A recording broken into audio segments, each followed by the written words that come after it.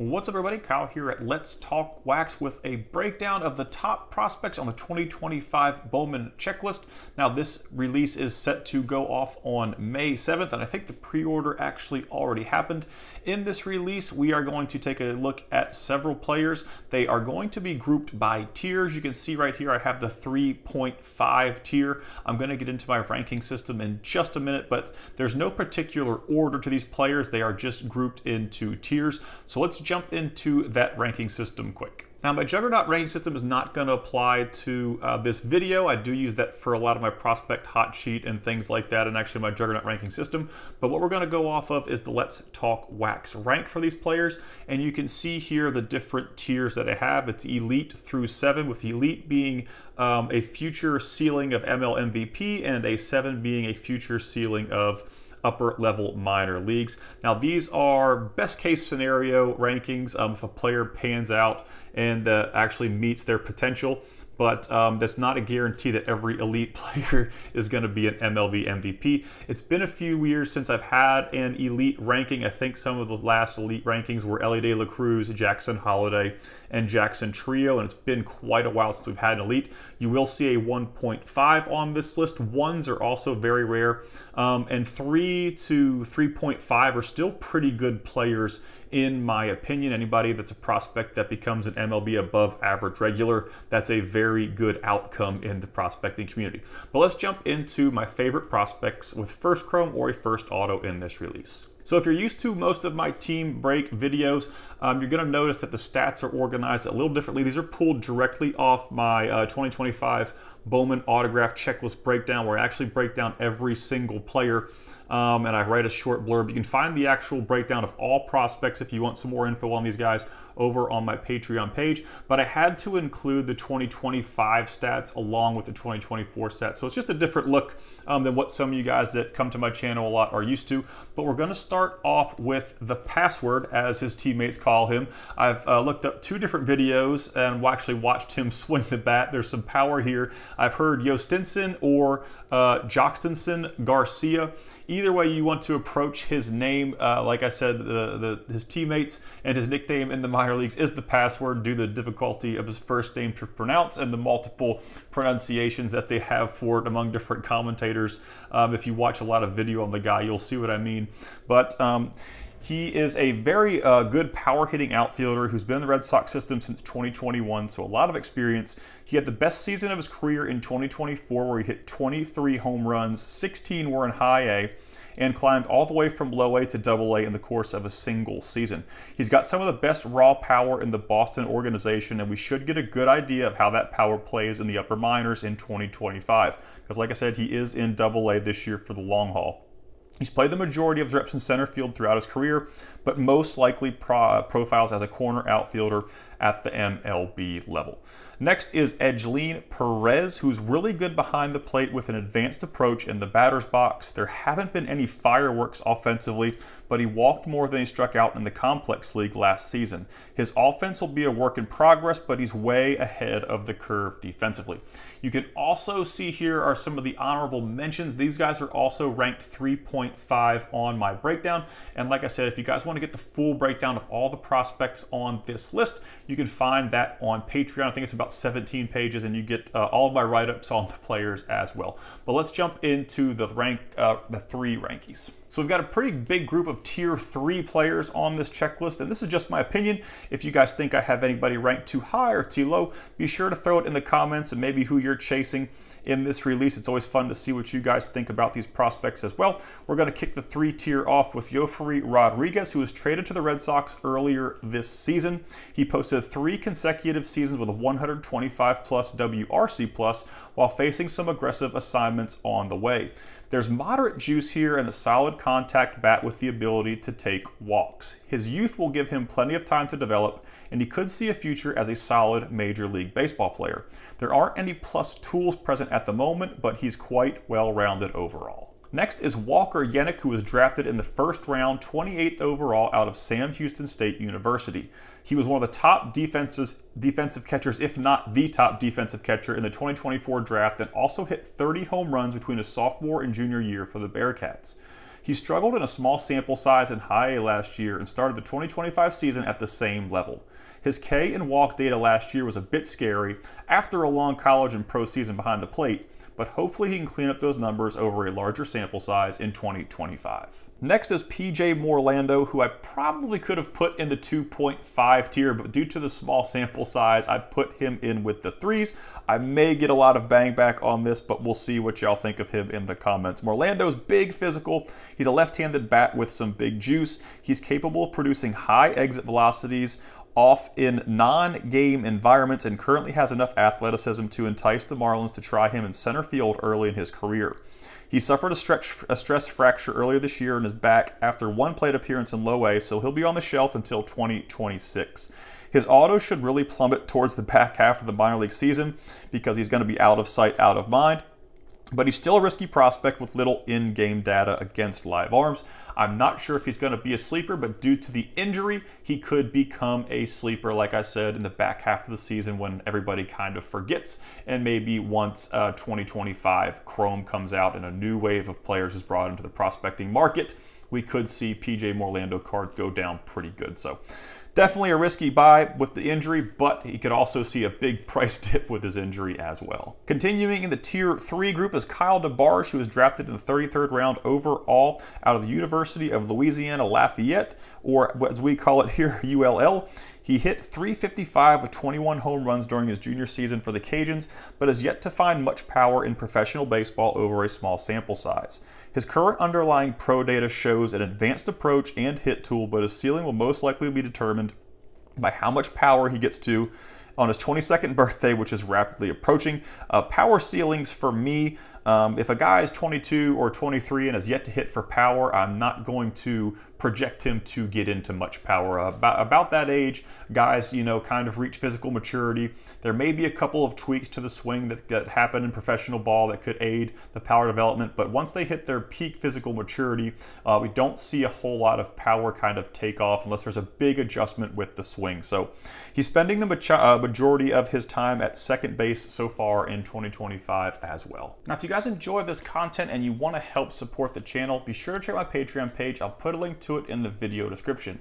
Over there you can find autograph checklist breakdowns for every release from 2020 to the present, including the 2025 autograph checklist breakdown for this Bowman release. You've got team break guides for every release since 2020, including the 2025 team break guide for this release as well. I update those a few times per year. You get access to my Juggernaut prospect rankings and also access to my top 150 Bowman Chrome autos under $50 list, which I recently updated about a month ago if you guys are looking for some of those cheap buy-ins.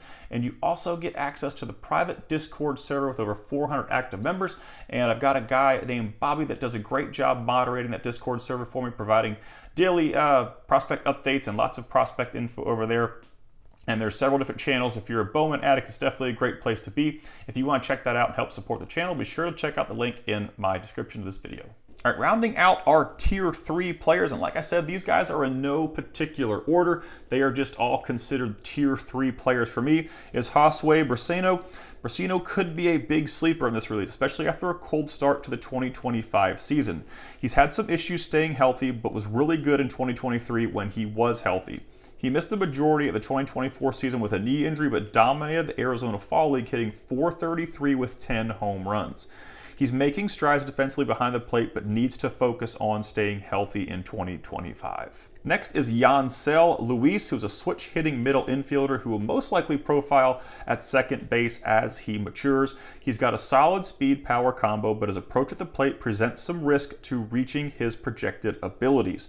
He's off to a hot start in high A, having already hit 2 home runs in 38 plate appearances. Production hasn't really been a problem here, but I'm nervous about how his offensive numbers will look in a full season in Double A. Emilian Pitre was drafted in the second round of the 2024 draft out of the University of Kentucky, where he hit .301 with 10 homers and 26 stolen bases during his final season as a junior.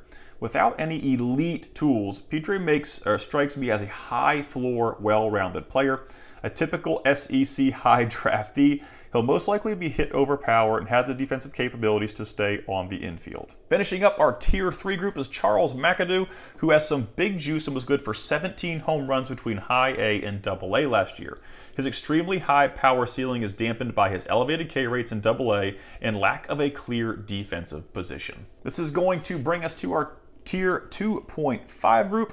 I'm not sure Zaire Hope will have a first in this release since he had a non-first in 2024 draft. I'm kind of guessing right here. He's on the checklist with a chrome and an auto, but I'm not sure if they're going to have the first emblem. So like I said, I can't guarantee that the Zaire Hope cards are going to have the first emblem on the auto or the chrome card, but I'm going to add him to this breakdown until we see if he has a first emblem on his card. So let's play it right now as if he is going to have a first. It's going to be tough also if you guys are trying to jump into breaks. And I'm not sure if there's anything on Twitter about his cards being posted. But like I said, I just don't know if he's going to have a first for sure. But he was drafted in the 11th round of the 2023 draft. He's a big left-handed bat with sneaky athleticism. He's capable of hitting for both average and big power from the left side of the plate. I would rank him as one of the top young bats on this checklist and also one of the highest ceiling bats among all of these players. Slade Codwell is a 5'9" speedy center field prospect that was drafted in the first round of the 2024 draft out of high school, something the Arizona Diamondbacks are very known for, drafting their very athletic center field and not very tall in stature prospects. His draft stock came from his hit tool and speed, with his power ceiling determining his future in the organization. He's very young at 18.8 and started the 2025 season in Low A. There isn't much data here, but the D-backs must really like the tools for him to have foregone the complex league post-draft. Luis Pena is a speedy young infielder with a plus hit tool and approach. He's currently splitting time between third base and shortstop. Like Made, the Brewers sent him from the DSL to Low A, where he is currently hitting .343 with a sub-10 K percentage. He could develop into an on-base percentage machine as he ages, but I'm not sure how much power he will get to there. Now, Kevin McGonigal is another guy I think I may have ranked a little bit low. I kind of wanted to go with a 2, but I wasn't sure where to put him. The underlying data here shows McGonigal as having one of the best hit tools in all of minor league baseball. He's yet to strike out more than he's walked in any single season and had a 95.4% contact rate between Low A and High A last season. Really good contact stuff here. He's got enough speed to be a threat in the upper minors on the bases, which will play nicely with his ability to get on base. I think the ceiling will be determined by how much power he gets to over the next 2 years. He flashed a bit of it in 2024 with 5 home runs, but it wasn't enough to get his ISO into the damage range.